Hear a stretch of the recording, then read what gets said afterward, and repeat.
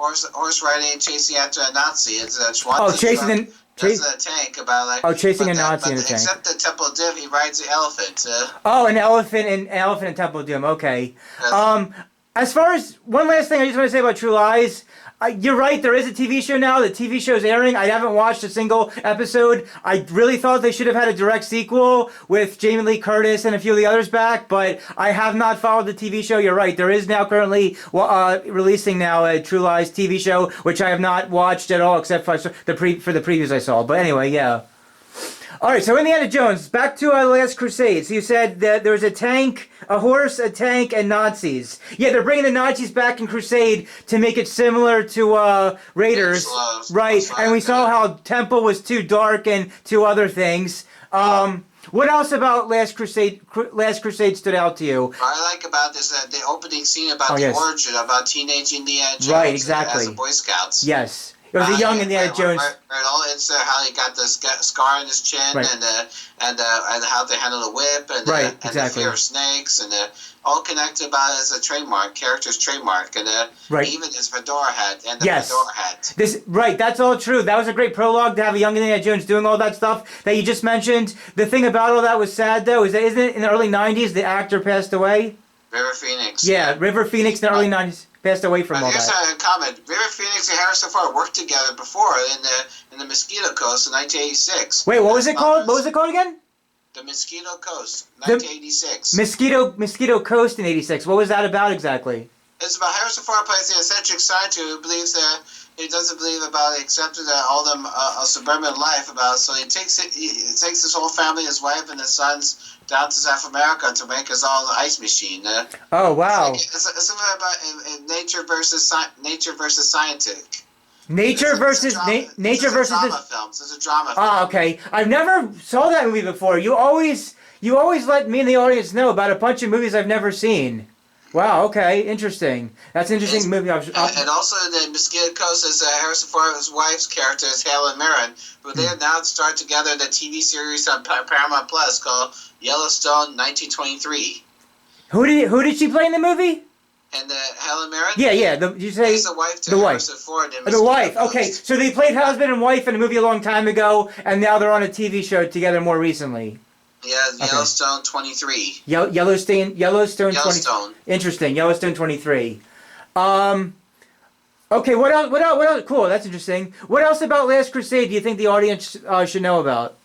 About Sean Connery, but this movie is about for every Spielberg film, it's about the father-son relationship. Exactly. That's a big theme that in a lot of these Spielberg movies, he likes to have something about the father related to a lot of all the movies. That's true. So I think that was most likely probably Spielberg's #1 top choice, and Connery at the time was still up for it. So in the movie, they play father and son. Well, you have the adult Harrison Ford, and then you have his son finding out to be Sean Connery. And I think the main top reason was because he was the original James Bond. Yeah, and also it's no coincidence that Sean Connery was cast as Indiana's father. Right. One reason is because the Indiana Jones franchise borrows a lot from old adventure movies, much like a son will gain traits from his father. The trait passed down from Connery is that of James Bond, in that James Bond was always finding ridiculous ways to escape life-threatening situations, like the tank scene in this movie or the bobsled scene in the Temple of Doom. Wait, what was it called? Which scene was it in Temple of Doom? Bobsled. Oh, a bobsledding. Like one about the inflatable raft, how to escape when the plane has no fuel. Without parachutes. Indiana Jones had to use the inflatable raft to go fly out of the plane and turn on the raft to slide down the mountain. Oh, okay. Thanks for reminding me about all that part. Now you're saying in this third movie, Last Crusade, it's some kind of like a Christian-like artifact. Yeah, Christian, Holy Grail. Oh, the Holy Grail, which is Christian related. Okay, yeah. All right, yeah. Sure, yeah. So, what did you think personally for yourself, however many times you've seen this movie, between the relationship of father and son, Harrison Ford and Sean Connery as father and son in this movie? Did you like their relationship? What did you think of it all? I like that. Sometimes I like about the relationship, but I only see it 3 or 4 times. But I get what it means about for the filmmaker's point of view about he was around since his mother passing, about all he studied about his work, about even though they all had his famous 2 stars together, to play as even like he has his own personal problems. Right, that's true. Yeah, they had a lot of problems when they first got together there, but by the end of the movie, they were able to resolve any issues they had with each other. All right, that's what they had to do about even the part where he thought Henry Jones Sr. thought that his son was killed at the cliff. About it, he thought he's so guilty about everything where he should have been around for him. Right, exactly. Yeah, thoughts like that when you weren't sure. Yeah. Now, another James Bond question, because I think wasn't one of the main bad guys in this movie in one of the James Bond movies?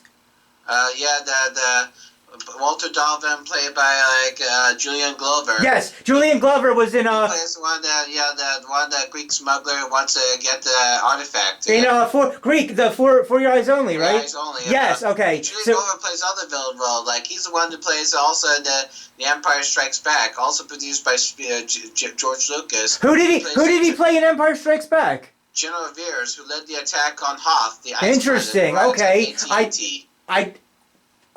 What was the last part you said there? He's who leads the Imperial Army at planet Hoth, the icy planet, who rides an all-terrain armored transport. The 4-legged armored terrain. It's very hard to fight through. Oh, I thought you said one of the robots again. I was just trying to catch.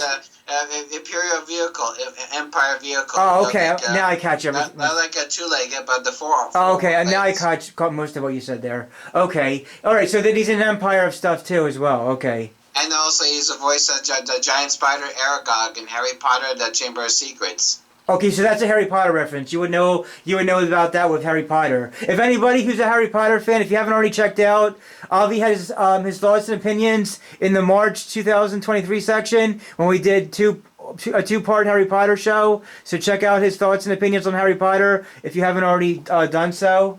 Okay, cool. So we got the tank, we got the horse, we got the Nazis, we got the Christian artifact, we got the prologue showing a young Indiana Jones and how he got all his stuff there with the whip and the hat and what he did. Unfortunately, that was River Phoenix passed away then in the early 90s from that afterwards. What else about this movie that we haven't yet spoken do you think the audience should know? It's about how the book burning rally, Nazi rally about.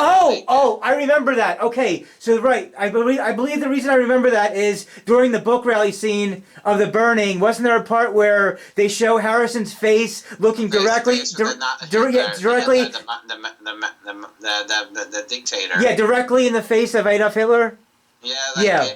He doesn't. Hitler doesn't know. He signed for the autograph. He doesn't know that diary is a part of vital information to find the Holy Grail. Right. Yes. That's all part of it. That's all true. And now, speaking of the Nazi part of it, is one of the things that worries me about this new 5th movie is that all the flashbacks or the back in time about the de-aging. Of the de-aging, I'm not feeling de-aging. I think they should have just stuck to Harrison Ford being really old age and retirement age, and not all this extra time traveling de-aging extra stuff. Or just extended prologue. Hopefully they show an extended prologue part. Well, maybe only a prologue only, but other than that, they should have stuck to him in retirement, old age, and not just trying to de-age and go back to the 40s and stuff, because from what I understand, or what we might understand from the trailers, is that they might be showing scenes in the 40s, since this is the last one, and they don't want it to be entirely in 1969, and I'm not a big fan of the goddaughter, whatever her name is. Yeah, the actress from Fleabag. Yeah, the Fleabag actress. She messed up. She messed up the writing of No Time to Die, Bond 25, in my opinion, a lot. So. No, I don't know if she wrote the screenplay for. No. She didn't write it completely, but she had a hand in writing certain parts of the movie. Which is why. Do you know she's voice acting in the movie about Han Solo, or Origin of Solo, a Star Wars story? What? Say that part again. What you do? Phoebe Waller-Bridges. She's the one who voice acting as a droid companion to the Lando Calrissian in the movie Solo. Oh yeah, I'm not surprised. She's working on all that stuff around the doing all those projects at the same time with that. I'm not surprised she did that one also. I think that I think after this new one, I think they should stop because I just don't see anyone outside of Harrison Ford playing the part. So I really hope after this new one, especially if it does poorly from people not liking it, I hope they give it a rest and just don't keep that going. But that's my opinion about with the fifth new one and her and everything. I didn't like her writing up parts of No Time to Die. Crusade, right. So let's talk, we didn't talk about the female character yet. What did you make of that blonde?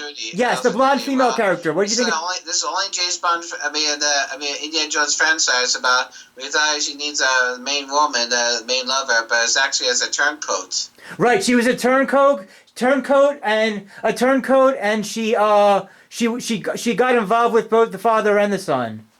Yeah. And also, do you know she's also stars in another James Bond movie, but it's one of the henchwomen of the A View to a Kill. Oh, she actually also in A View to a Kill? Yeah. So there we go. So we got Glover. What was the Glover guy's first name? Julian Glover in For Your Eyes Only. Her in A View to a Kill, and you said that he's also somehow in some form in Empire Strikes Back. So a lot of stuff going there. And of course there's always going to be the comparisons because Spielberg brings George Lucas's Star Wars into his projects and vice versa. They're putting each other in each other's franchises. So I don't, by the way, since we're keeping this current, I do not like the new Star Wars news that's saying that Daisy Ridley's coming back as Rey in a follow-up to Rise of Skywalker, back as a 15 years later. Spin-off or something. Yeah. I think a lot of fans did not like that news. I think it's going to be a mess. I don't think they know what they're doing. They're just doing that to piss off fans. It's just only shown directly through Disney Plus, like right. Like a TV film, right? Type. Yeah, I mean, it seems more TV and not. Yeah, I don't know. I don't think it's a good idea. I've never. I've never been a big Marvel fan, so I don't know. I just think it's all big bad decisions. Is all I'm going to say about that. Back to Last Crusade. Any other stories, character, what else? Anything you think the listeners and audience should really know that we haven't got to about the movie about Last Crusade? What's the character about? Like it could be about like characters we haven't talked about yet. We got to have Sala, the John Rice Davies back as Sala, and also like the one with the Denholm Elliott as Marcus Brody. Say again. What happened with the Marcus Brody? Yeah, Denholm Elliott. The actor plays Marcus Brody, the professor who works with Indiana Jones at school, college. Oh, okay. So was he also worked together previously in the Raiders of the Lost Ark? Okay, so he was also in Raiders. Yeah. So I know about the Sala guy, but who's the other guy you're mentioning? Denholm Elliott. And he's in both Raiders and Last Crusade? Yeah. Okay. Well, what did you think of that character? Well, he's also very lighthearted about something he needs funny, supportive or as like a mentor figure. Okay. And he was only in the first and third movie, right? Yeah. Because it's also his last time in role, because that year he turns out he was diagnosed with AIDS. Oh wow! Yeah, I think AIDS probably existed way before that. No, I know the 80s, but I think AIDS was a thing way before the early 80s. It just wasn't known to the public to the early 80s, but probably existed way before that. That's interesting. That's sad about his health condition, though. Speaking of the whole teacher aspect, in a brief part of Dial of Destiny, they do show that Harrison Ford is still back as a teacher in the one little teacher scene. Yeah, because that's part-time as a school tutor. Yeah. Like a school teacher for the archaeology about different colleges, like Princeton or Yeah. It's just like the beginning of the movie of Last Crusade about back at this college. It's like a throwback again and want to repeat itself from the Raiders of the Lost Ark. Right. Since after he did his previous adventure roles, now he's back at the college just like other life. Right. Yeah, that's true. What else? What else about the action or stunts of the movie of Crusade did you want to mention? Outside of the tank... How the escape from the fire. How the father and son escape from the castle fire. All right, the castle fire. How did they end up escaping from all that? Well, they thought they thought they had to cut the ropes with a match with a lighter, but he actually, as Sean Connery actually burnt that hole down. So they had to go when they walked towards the fireplace, which was actually a secret compartment to the Nazis' meaning about and that's where they discovered that they got managed to escape when they go out to the other side. They burnt the Nazis around. And also they had to find an escape out. They found a secret staircase, so the fathers flipped the chair back. Even like they have to do this motorcycle scene. You always gotta love secret staircases. Yeah. It's always like a staircase. Yeah. It's almost like a villain's hideout. Right, yeah, exactly, like a villain hideout, sure.